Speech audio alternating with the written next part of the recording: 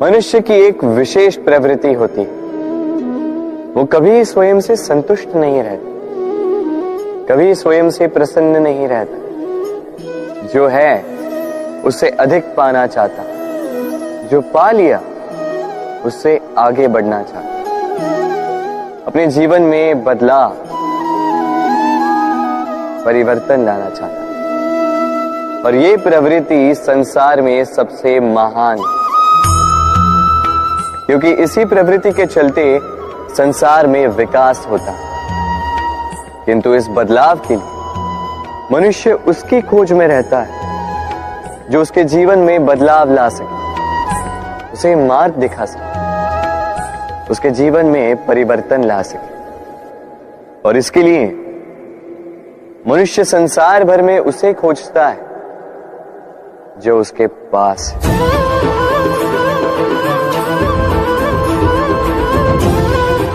बताइए कौन? यदि कोई आपका जीवन बदल सकता है तो दर्पण देखिए।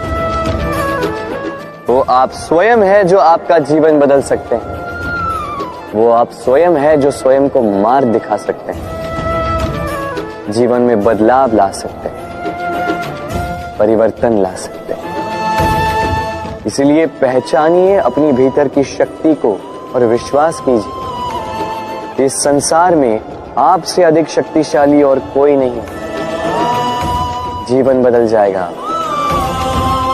और अंधविश्वास का नहीं, आत्मविश्वास का हाथ थामिए, आपकी समस्याएं स्वतः दूर हो जाएंगी। मन बड़ी ही विचित्र कृति है। ये मन शरीर के किस अंग में बसता है कोई नहीं जानता, किंतु संपूर्ण शरीर इस मन की इच्छा साकार करने के लिए प्रयास करता रहता है। अब यदि मन कुछ खाने का करे तो व्यक्ति उसकी वनो उपवनों की इच्छा साकार करने का माध्यम ढूंढता रहता है।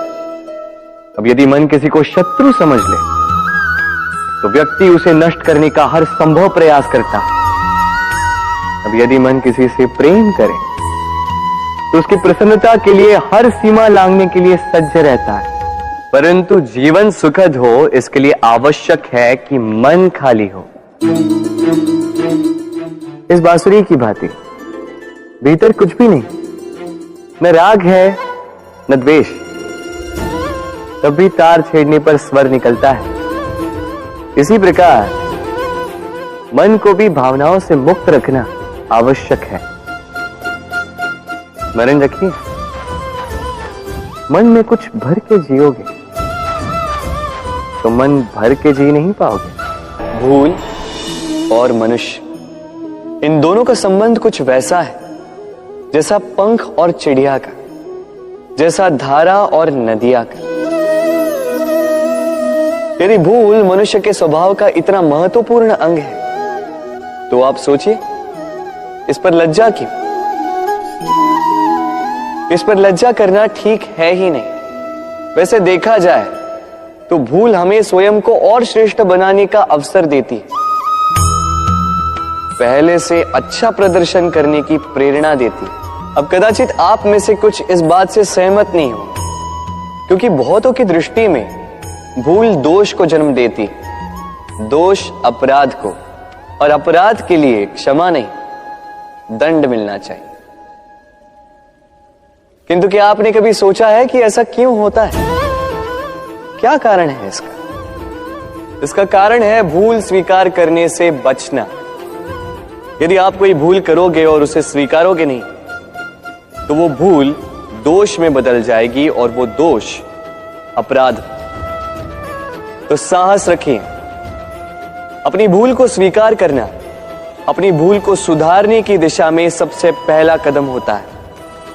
और स्मरण रखिएगा, यदि कुछ अपराध है तो वो है समय पे अपनी भूल ना स्वीकार। हमारा शरीर प्रकृति की सर्वोत्तम रचना है। जो अंग, जो तत्व हमें मिले, उन सब का अपना अपना एक संदेश है। 2 आंखें दी हैं देखने के लिए, 2 कान दिए हैं सुनने के लिए, नथुने भी 2 हाथ दिए हैं दोहरा परिश्रम करने के लिए, किंतु जीव केवल एक। उस पर भी नुकीले बलिष्ठ दांत दिए उनकी रक्षा के लिए। कभी सोचा है क्यों?